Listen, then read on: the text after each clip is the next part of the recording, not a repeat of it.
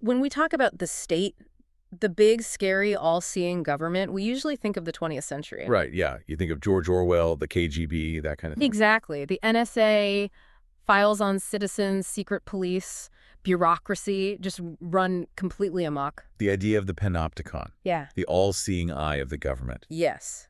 But what if I told you that the blueprint for that kind of total state control wasn't invented in Washington or Moscow? What if it was invented something like 2,300 years ago in the chaotic dust, the Gangetic Plain? It is genuinely one of the most startling things you learn about ancient history. We are talking about the Mauryan Empire. And this isn't just, some king won a battle and now he's in charge. This is a government that was so obsessively, so neurotically organized that they had a specific department to regulate the width of chariot wheels. And they had a department for passports. They had, and this is my favorite part, a state-run secret service that employed poisoners, actors, and wandering nuns to spy on their own cabinet ministers. It was arguably the first true superpower of the Indian subcontinent. It was massive. And the mission for this deep dive is to figure out how on earth they pulled it off. We're looking at a window from roughly 321 BC to about 185 BC. And we have a pretty amazing stack of sources for this. We've got the Arthashastra, which is basically the dictator's handbook, written by the empire's architect, a guy named Chanakya. We've also got the Indica, which was written by a Greek diplomat, Megasthenes, who's actually living there in the capital city, an outsider's view. And then we have the stones themselves. Exactly. The Edicts of Ashoka, the Junagar inscription. So we're going to try and triangulate the literary myths with the hard archaeological ground truth to see how Chandragupta built it, how Chanakya engineered it, and finally how Ashoka tried to save it. So let's set the scene. It's the 320s BC. The map of India looks absolutely nothing like it does today. It is not one country. No, not at all. It was a fractured mess. Historians call this the era of the Mahajanapadas, the great, distinct kingdoms all vying for power. And in the northwest, it's even worse, right? Oh, in the northwest, you had absolute chaos. Alexander the Great had just swept through, smashed the local armies, and then promptly died, leaving this huge power vacuum and a bunch of very confused Greek generals. So that's the west. What about the east? In the east, you had the Nanda Empire. They were the big dogs. They ruled from a city called Pataliputra, which is modern-day Patna. And these guys were powerful. Incredibly wealthy. They had a massive standing army. We're talking 200,000 infantry, thousands of elephants, cavalry. But, and this is the key, they were despised.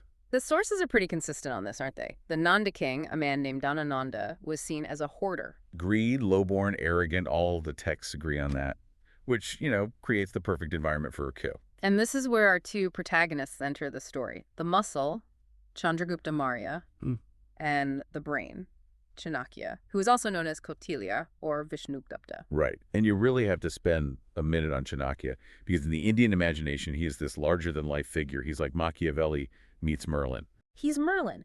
But if Merlin was a ruthless political pragmatist who wrote a textbook on how to assassinate your rivals and, test your finance minister for loyalty. It's so true. The oral traditions, both Buddhist and Jain, they paint this vivid picture.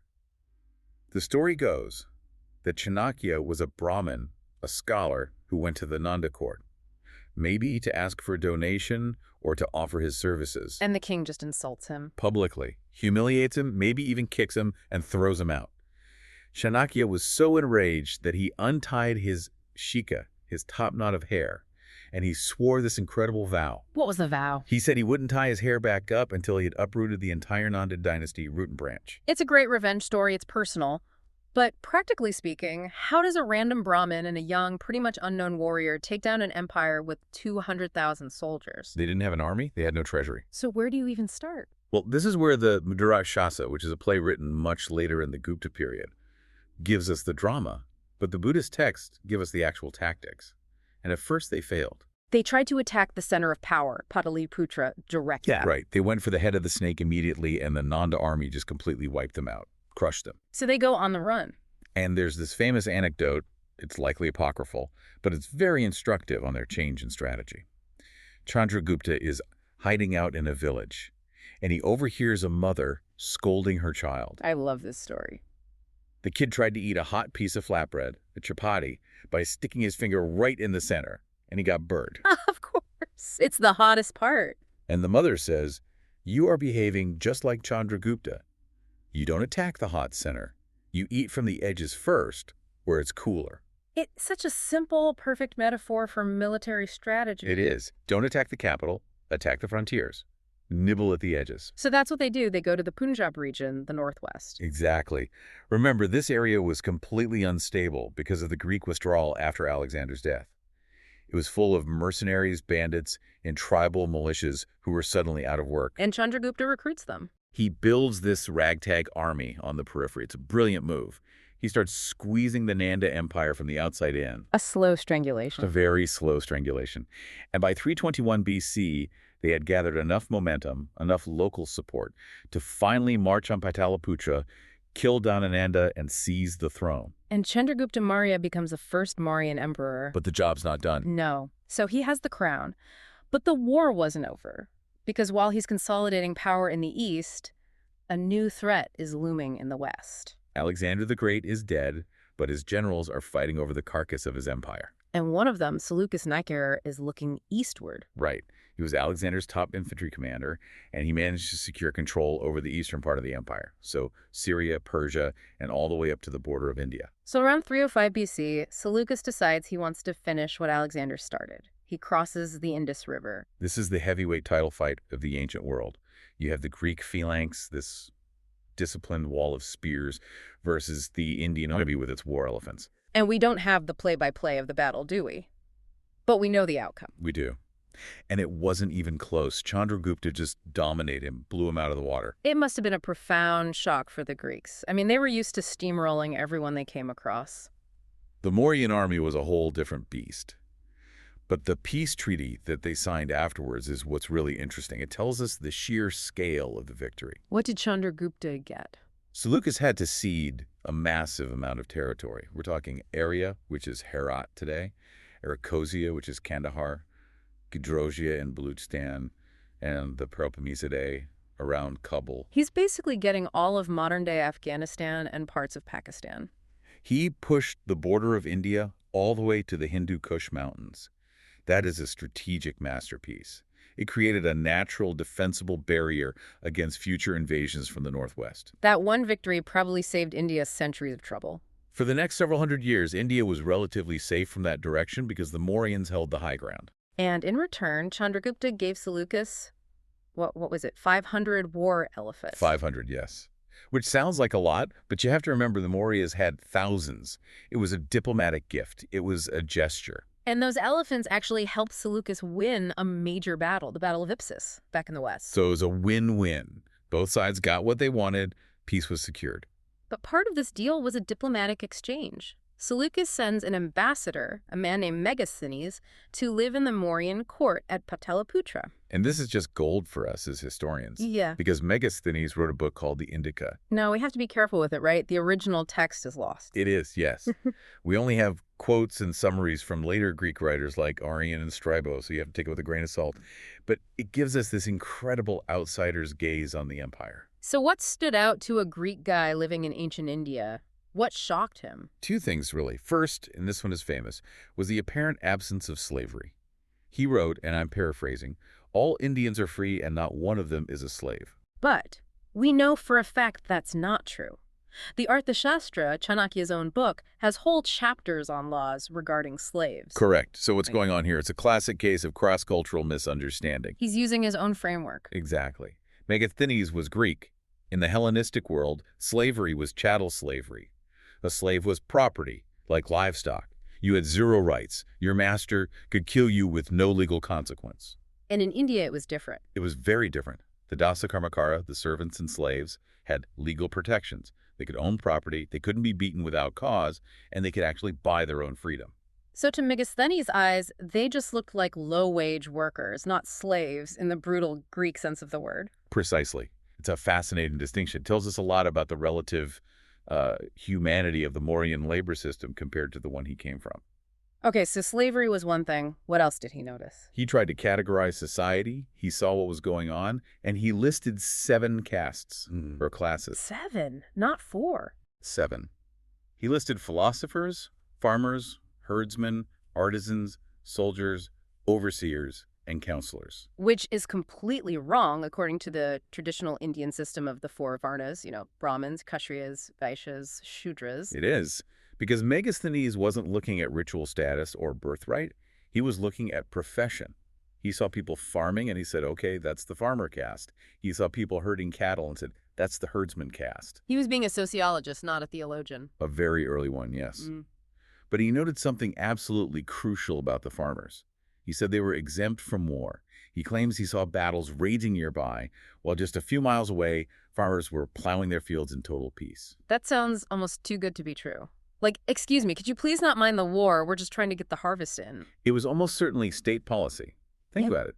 The Mauryan state relied almost entirely on land revenue, on tax from agriculture. If your army tramples the crops, the king doesn't get paid. So protecting the farmer wasn't an act of mercy. It was an act of economic self-preservation. It was just good business. Okay, let's fast forward a bit.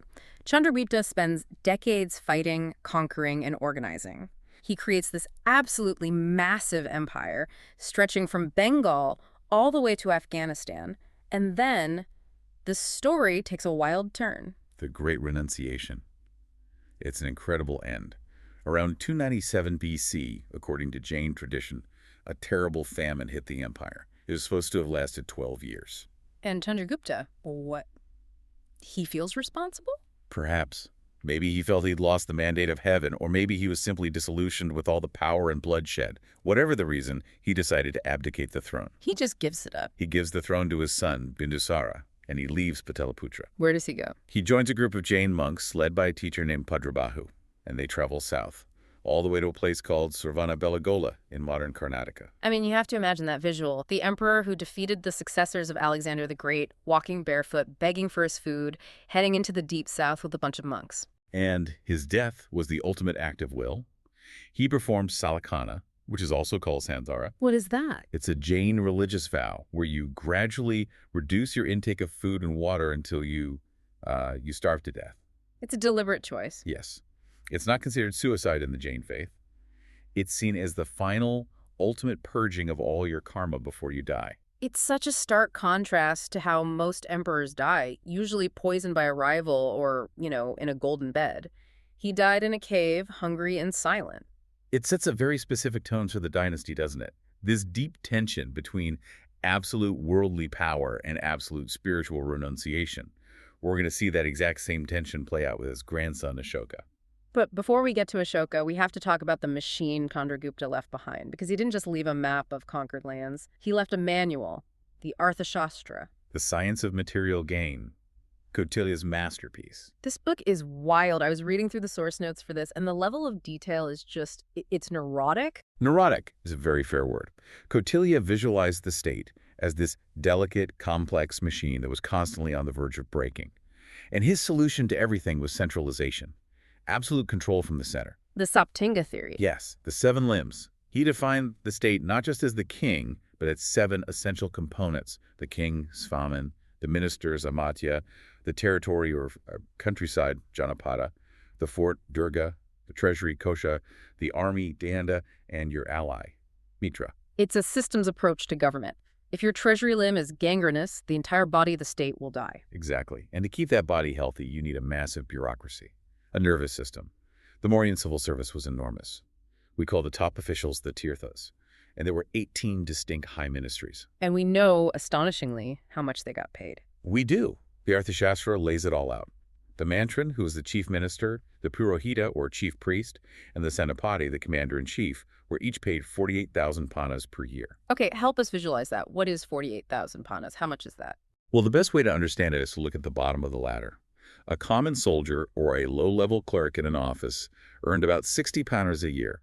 Wait, 60? 60. So 48,000 versus 60, that is an 800-to-1 pay gap. It's massive. Even by the standards of today's CEO-to-worker pay ratios, that is extreme inequality. Yeah. But it was designed that way. What do you mean? If you pay your top general 48,000 panas, he is incredibly rich. He has a palace, servants, every luxury imaginable. He has everything to lose if he betrays you. It's what we now call golden handcuffs. You make them too rich to rebel. Exactly. But money isn't always enough to guarantee loyalty. So you also need a healthy dose of paranoia. Which brings us to the Gura Purushas. The secret men. The spies. Kautilya devotes an unsettling amount of the Arthashastra to the art of espionage. His basic principle is that a king should trust absolutely nobody, not his wife, not his sons, not his closest ministers. And the types of spies were so specific. You had the Sansthan, the stationary spies. Right. These were people planted in specific locations, in disguise. Kautilya suggests using people who look completely innocuous, Like who? like a merchant who is actually just watching the market prices and listening to the grumbling of the traders, or a monk who people will naturally confess their secrets and their seditious thoughts to. That's brilliant. And then you had the Sanchari, the wandering The spies. field agents. These were the guys who moved from province to province. They would infiltrate the courts of the provincial governors to make sure they weren't planning a rebellion against the capital. There's a section in the book on testing your own ministers, right? Like the government would actively try to entrap its own employees. Yes. They used alliance provocateurs. A sky, maybe disguised as a wealthy merchant, might approach a judge and offer a huge bribe to swing a case. If the judge took it, he was fired or punished. Wow. Another spy might try to incite a general to revolt. The king is weak, you should take the throne. If the general agreed, he was summarily executed. It was a constant purity test. It sounds absolutely exhausting. Living in a capital city where the beggar on the street, the priest in the temple, and the prostitute in the brothel might all secretly be on the king's payroll. It was almost certainly a high-pressure environment for the elite, but for the common person. In a way, it provided stability, because law and order were incredibly strict. Let's talk about that law, the court system. They had a very logical dual system. You had the Dharmasthia courts, which handled civil matters, things like marriage contracts, land disputes, inheritance. These were based on the Dharma Shastras, the traditional religious laws. So if my neighbor builds a fence on my land, I go to the Dharmasthia court. Right. But if you committed a crime against the state, or a violent crime, you went to a different kind of court, the Kantaka Sodhana courts. And that translates to removal of thorns. Yes. And it's such a very evocative name. Criminals are thorns in the body of the state, and they must be plucked out mercilessly. So these were the criminal courts. Basically, they were run by executive officers, not traditional judges. And the punishments were swift and severe. Mutilation, massive fines, death. It was not a democracy. It was the furthest thing from it. It was a benevolent but highly efficient autocracy. The king was the father, and the subjects were the children. And sometimes the father has to use the rod to maintain discipline. And how did this father manage a house that was the size of a continent? We've talked about the capital, but what about the provinces? How did they control, say, Taxila from Pataliputra? They divided the empire into these huge provinces. You had Uttarapatha in the north, with its capital at Taxila, Avanti in the west, with its capital at Ujjain. Prachi was the central hub around the capital. Kalinga was later added in the east, and Dakshinapatha in the south, centered at a place called Suvarnagiri. And they put the royal princes in charge of these provinces. Yes, the Kumaras. This was a very smart system. It gave the princes valuable administrative experience before they became king, and it ensured, in theory, that the provinces were loyal to the royal bloodline. But beneath the princes, there is a deep stack of bureaucrats, right? Oh, yes. The key figure in the provinces was the Rajuka. The Rajuka. Think of him as the district magistrate or the provincial governor. He was incredibly powerful. He collected all the revenue and he administered justice.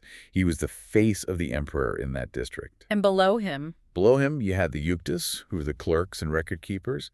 You had the Gopa, who was in charge of a block of about 5 to 10 villages. And finally, you had the Gramani, the village headman, who was often a local. It's a chain of command that connects every single village in the empire directly to the emperor's treasury. That's the entire goal, revenue. And speaking of revenue, we really need to talk about the economy, because the Mauryan state wasn't just taxing the economy. In many ways, they were the economy. We were entrepreneurs. They absolutely were. The state held direct monopolies on the most lucrative sectors of the economy. Mining was a state monopoly. You couldn't just decide to open an iron mine.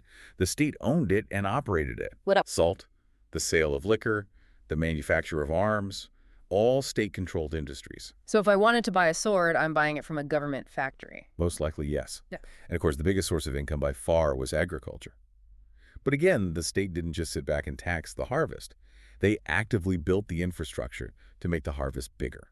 And this is where that Junagadh inscription comes in. This is a really crucial piece of hard evidence, isn't it? It is. It's in Gujarat, way out on the western coast. And this inscription records the history of a man-made lake called Sudarshana Lake. A lake. A massive reservoir, really. And it tells us that this reservoir was first constructed by a man named Pushyagupta, who was the provincial governor under Chandragupta Maurya. So they are building dams and reservoirs thousands of miles from the capital city. And not just building them, maintaining them. The inscription goes on to say that it was completed with conduits and channels by Tushasva, who was a governor under Chandragupta's grandson, Ashoka. This proves that the central government was actively investing in what they called Setubandha irrigation works to boost crop yields across the empire. Which is a brilliant long-term investment. And, of course, they charged for the water. Naturally, there's no free lunch in the Mauryan Empire. You paid a water tax. But the peasants probably didn't mind all that much because having a consistent water source meant they wouldn't starve during a drought. It's a transaction. We, the state, will give you water security. You, the farmer, will give us a quarter of your grain. Precisely. The tax rate was typically somewhere between 1/4 and 1/6 of the total produce. I want to zoom in for a second on the capital city, Pataliputra, because Megasthenes, the Greek ambassador, describes it, and it sounds like a true world metropolis. It absolutely was. He compares it favorably to Susa and Ecbatana, the great capital cities of Persia. He says it was situated at the confluence of the Ganges and the Sun rivers, and it was enormous, 9 miles long and 1.5 miles wide. That is just huge for an ancient city. Massive. And it was surrounded by this giant wooden palisade with 64 gates and 570 towers. But all made of wood. That seems like a terrible fire hazard. It was a huge risk, and they knew it. The Arthashastra actually has sections with building codes requiring fire safety measures like water pots on every roof, because the whole city was essentially a giant tinderbox. But it must have looked magnificent. And the administration of the city itself was just as detailed as the administration of the empire. Yes, Pataliputra had its own municipal council. It was made up of 30 members, and they were divided into 6 committees of 5 people each. And what did these committees do? Everything. Absolutely everything. One committee looked after industrial arts and artisans. Another committee was specifically for foreigners, checking their passports, finding them lodging, providing them with security. So there's a welcome wagon for visitors. A very bureaucratic one. Yeah. If a foreigner died in the city, this committee arranged their burial and was responsible for sending their property back to their relatives. That is surprisingly detailed. Please fill out this form in triplicate for your deceased Greek uncle. Another committee, and this is crucial, registered all births and all deaths. This is the census we talked about. They needed to know exactly how many people there were at all times for tax purposes and for military conscription. And for trade? A whole committee for trade and commerce. Their job was to check weights and measures to make sure merchants weren't using fake weights to cheat customers. If they caught you, the fines were severe. It creates a standardized, regulated market. You know that a panna is a panna and a kilogram is a kilogram wherever you are. And that standardization allowed trade to just explode. They had the Uttarapatha, the Northern High Road, which ran from Bengal all the way to Taxila and connected to the Silk Road. It's the direct precursor to the Grand Trunk Road you can drive on today. And they were exporting luxury goods out of the empire. Oh, yes. Ivory, tortoiseshells, pearls, fine textiles, indigo, exotic perfumes. They were shipping this stuff down the river systems to ports on the coast and then out to Egypt, to Persia, and to the Mediterranean. And making a fortune. A massive fortune. The balance of trade was heavily in India's favor. Much later, the Romans would complain constantly about how much gold and silver they were sending to India to pay for all these luxury goods. So the empire is rich, it's meticulously organized, and it's secure. Chandragupta passes the baton to his son, Bindusara. Bindusara, who is known as the Slayer of Foes. He rules from roughly 297 to 272 BC. He mostly just holds the line. He keeps the friendship with the Greeks. There's a funny story where he asks the Syrian king, Antiochus, to send him some sweet wine, some dried figs, and a sophist philosopher. And Antiochus sends the wine and figs, but he writes back and says, "Sorry, Greek law forbids us from selling philosophers." It's a great little anecdote that shows that cultural exchange was still very much alive. But the real drama, the next great chapter, starts when Bindusara dies. Because the next king was not the obvious choice. Ashoka. The man, the myth, the legend. But he didn't just inherit the throne peacefully, did he? No, not at all. There's a very conspicuous 4-year gap between Bindusara's death in 272 BC and Ashoka's formal coronation in 268 BC. And a 4-year gap in a monarchy screams civil war. Exactly. The Buddhist texts, specifically a Sri Lankan text called the Mahavamsa, claim that Ashoka killed 99 of his own brothers to seize the throne, sparing only his full brother Tissa. 99 brothers, that sounds like a bit of an exaggeration. It probably is. It's a common literary trope to make his later conversion to peace look all the more dramatic. He was a monster, then he became a saint. But even if it wasn't 99, the evidence strongly suggests it was a bloody and contested war of succession. He had to fight for it. So Ashoka starts his reign as a ruthless warlord. He's basically Chandragupta 2.0. And around 261 BC, about 8 years into his reign, he decides to conquer Kalinga. Kalinga was the last major piece of the puzzle. It was a prosperous and powerful kingdom on the east coast, modern-day Odisha. It controlled the trade routes to South India. It was independent. And for an emperor like Ashoka, that was intolerable. So he invades, and this isn't a minor skirmish. This is total war. It is the defining moment of his entire life.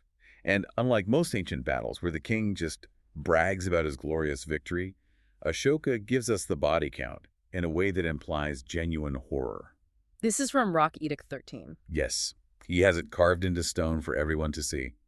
He says, 150,000 were deported, 100,000 were killed, and many times that number perished. And that last part, many times that number perished, that implies famine and disease following the army. We are talking about hundreds of thousands of dead civilians. It was a genocide. It was a brutal, complete annihilation of a people. And the text says that this caused deep remorse in the king. He saw the suffering, the Brahmins and monks being killed, families being separated, the sheer devastation, and it broke him. And this is the pivot, the great shift from Baragosha to Dhammagosha. The sound of the war drum is replaced by the sound of Dhamma. He decides that true conquest isn't about taking land by force. It's about winning the hearts and minds of the people. Now, we need to be really careful here, because Dhamma often gets translated as religion or just Buddhism, but it's not exactly that, is it? It's a much more subtle and, I would argue, political concept. Ashoka was personally a Buddhist. He converted, he supported the Buddhist order, the Sangha. He even sent his own children, Mahendra and Sanghamitra, to Sri Lanka to spread Buddhism. But the Dhamma he preached to his subjects in the Edicts was not Buddhist theology. Right. He wasn't carving the Four Noble Truths or the Eightfold Path onto these giant rocks. No, he was preaching a social ethic, a kind of universal moral code for civic life. So what were the rules of this Dhamma? They're very simple, very practical. Obey your mother and father, respect your teachers and Brahmins and monks, be generous to your friends and relatives, and crucially, treat your slaves and servants with mercy and kindness. Abstain from killing animals. It's basically Civic Duty 101. Be a good person. It is. And notice the reward he promises. He doesn't promise nirvana, which is the ultimate Buddhist goal of ending the cycle of rebirth. He promises swarga, which means heaven. Why that distinction? Why not promise nirvana? Because nirvana is a complex, abstract, philosophical concept. Heaven is something a peasant farmer can immediately understand. If you are good, you go to a better place after you die. It was a message designed to appeal to everyone, Brahmins, Jains, Ajavikas, and just common folk. And he needed a way to get this message out to everyone. He couldn't just tweet it. So he invented basically the first mass media campaign in history, the Edicts. He inscribed these messages on massive rock faces and on these beautiful, highly polished sandstone pillars, and he placed them strategically along major highways near market towns at important pilgrimage sites. And the language he used is crucial. He didn't just write in Sanskrit, which only the educated elite knew. No, Sanskrit was the language of the Brahminical rituals. Ashoka used Prakrit, the vernacular, the common language of the Straits. He wanted the average person to be able to read, or at least have someone read to them, these messages. But he adapted it for different regions, right? Yeah. He did, which is what's so amazing. In the Northwest, near what is now Afghanistan, the edicts are written in Greek and Aramaic. He was speaking to his Greek and Persian subjects in their own tongue. That shows a level of administrative sophistication and cultural sensitivity that is just mind-blowing for 250 BC. He understood his audience. Completely. Let's look at the actual content of some of these edicts, because some of them are incredibly progressive, even by today's standards. Rock Edict 2 is my favorite. The medical edict. Yeah. Yes. He says, everywhere in my empire and in the lands of my neighbors, I have established medical treatment of two kinds.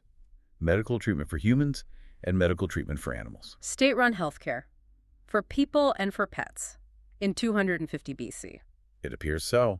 And he goes on to say he's imported medicinal herbs from all over and planted them, and that he's planted trees along the roads for shade, and fruit for travelers and animals. It's the blueprint for a public welfare state. And Rock Edict 12, the one on religious tolerance. This one is so relevant today. He warns against vasiguti, which means control of speech or harsh speech. He says you shouldn't praise your own sect and criticize others without good cause. He says concord is commendable. He wanted the different religious groups to coexist peacefully. That is a very, very distinct shift from the removal of thorns policy of his grandfather. It is a complete reversal. But, and here's the skeptical historian in me, we have to ask the question, was this purely a moral awakening? Or was it also a brilliant political strategy? Because he still had that massive army, right? He didn't just send all the soldiers home. He never once mentions disbanding the army. He never gave Kalinga its independence back. He never freed the 150,000 people he deported from their homes. So is Dhamma just a soft power tool, a way to manage the empire? I think about it from a purely practical point of view. You have this massive multi-ethnic, multi-religious empire with Greeks, Persians, Indians, dozens of tribal groups, Jains, Buddhists, Brahmins. If you try to rule them all by force, you will be fighting rebellions forever. And that's incredibly expensive. But if you can get them all to agree to a common moral code. If you can convince them that being a good person means obeying the king and being nice to your neighbors, you can stabilize the entire empire without spending a single panna on soldiers. Dhamma was a brilliant instrument of social integration. He even created a specific bureaucracy for it, the Dharma Mahamatras. The officers of Dhamma. These were high-ranking officials whose sole job was to travel around the empire and ensure that people were living righteously. They also looked after the welfare of prisoners, the elderly, and different religious sects. It's like a morality police, but, a nice one. A benevolent morality police, exactly. And Ashoka himself changed his own lifestyle. No more royal hunting trips. He replaced them with dharmayatras or dhamma tours. He went on pilgrimages. He visited Bodh Gaya, where the Buddha attained enlightenment. He went to Lumbini, the Buddha's birthplace, and lowered the taxes for the village there. He was rebranding the entire institution of monarchy from a military one to a moral one. All men are my children. That's what he said in the Kalinga Edict. It's the ultimate paternal despotism. He is the father. He knows what is best for you, his children. And it's a very seductive and powerful form of rule. Let's shift gears a little to the physical world of the Mauryans. Because while Ashoka is preaching peace and morality, the economy is still booming and technology is advancing. The Iron Age is in full swing by this point. The intensive use of iron tools axes, hoes, plowshares allowed them to clear the incredibly dense forests of the mid-Gangetic Valley. This opened up huge amounts of new land for farming. Which means more food, more population, and of course, more tax revenue for the state. Exactly. And we see a very specific type of luxury pottery everywhere from this period. Northern Black Polished Ware, or NBPW. What's special about it? It's deluxe pottery. It has this incredible mirror-like lustrous shine. It was clearly expensive to make, which shows that there was a wealthy class of people, merchants, officials who could afford fine dining ware. And the sanitation revolution? The ring walls? This sounds boring, but you said it's a huge deal. It's a huge deal. Before this period, if you lived in a town, you had to throw your household waste in the street or in the river. Ring wells are basically terracotta rings stacked vertically to create a deep pit.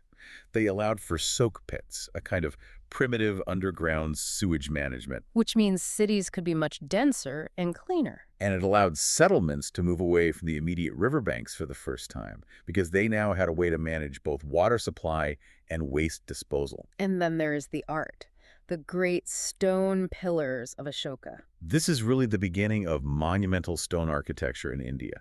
Before the Mauryans, most major construction was done with wood and mud brick.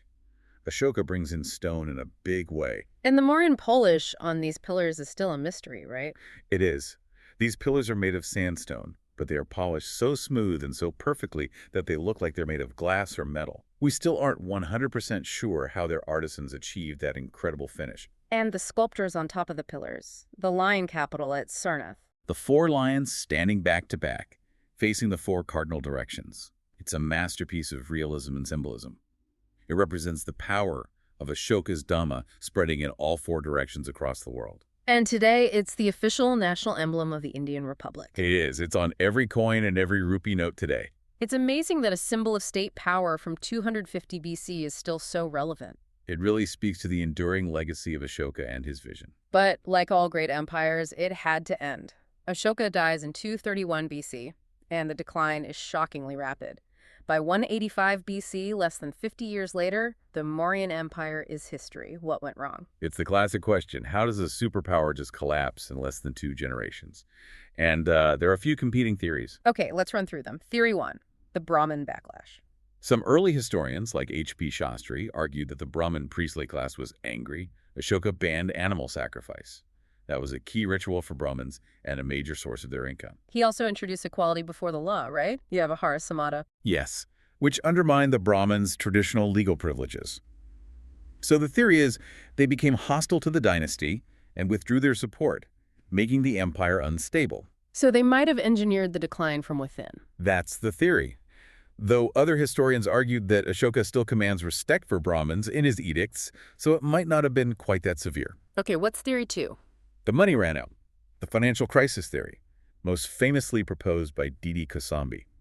This makes a lot of sense. It does. Maintaining that huge standing army, even a peaceful one that wasn't fighting, is incredibly expensive. The bureaucracy was huge. And on top of that, Ashoka gave massive donations and grants to the Buddhist Sangha. And we have evidence for this, right? They started debasing the coins. We do. If you analyze the punch-marked silver coins, the panas, Yeah. from the later Mauryan period, the silver content dropped significantly. They were adding more copper to stretch the supply. That is a sure sign of a treasury in deep trouble. Inflation was setting in. Okay, so a Brahmanical reaction to financial crisis. What's theory 3? The bad governors. Oppressive rule out in the provinces. We know from the texts that the city of Taxila revolted during Bindusara's time because of wicked ministers. So it's possible that once the strong central figure of Ashoka was gone, the local governors just went rogue. They became tyrants, or they were just too corrupt, and the provinces decided to break away. It's very hard to control a continent from a single city like Patna without a very strong hand on the tiller. And the later Mauryan kings Dasaratha, Samprati, they were just not strong enough to hold the center together. The empire started to fragment. It did. And the end. The end wasn't a slow fade into obscurity. It was violent and dramatic. It was a murder. It was. The year is 185 BC. The last Mauryan king, a man named Brihadratha, is inspecting his troops. He is holding a great military parade. And his own commander-in-chief is there with him. A man named Pushyamitra, Yeah. and he is a Brahmin general. According to the text, he assassinated the king right there in front of the entire army. And the army did nothing to stop him. Apparently not, which suggests the king had lost all authority and all respect. Pushyamitra immediately declared himself king and founded the new Singha dynasty. And just like that, the Mauryan sun had set. It's a tragic, ignominious end for such a grand empire. But the legacy, I mean, that remains. It absolutely does. They proved, for the first time, that political unification of the Indian subcontinent was actually possible. They created an administrative blueprint, the census, the tax system, district collectors, spies, that every future empire, from the Guptas to the Mughals to the British Raj, essentially copied and adapted. The British district collector is basically just a modern version of the Mauryan Rajuka. Exactly. The fundamental structure of power remained in place for millennia. And Ashoka, specifically, gave the world a completely new model of kingship. The idea that a king isn't just a conqueror, but that he has a moral responsibility to be a servant of the people. The concept of the welfare state. That was a truly radical innovation for the ancient world. So as we wrap up this deep dive, I want to leave our listener with one final thought to mull over. We often see Ashoka as this binary figure, the bad warlord, Chandrashoka, who became the good saint, Dhammashoka. But history is rarely that clean, that simple. Right, because as we've said, he never gave up his power. He kept the army. He kept the land he conquered. He never really paid reparations for Kalinga. So was his policy of Dhamma purely a spiritual awakening from a guilty conscience? Or was it the most sophisticated political tool ever invented to keep a massive, diverse, and restless empire from tearing itself apart without the constant cost of war? It's the ultimate question, really. Can you conquer the world more effectively with ideas than you can with swords? Ashoka bet his entire empire on ideas. And the fact that 2,000 years later we are still reading his words carved into stone, well, maybe he was right. That is definitely something to think about. That's our deep dive on the Mauryan Empire. Thanks for listening. Thank you.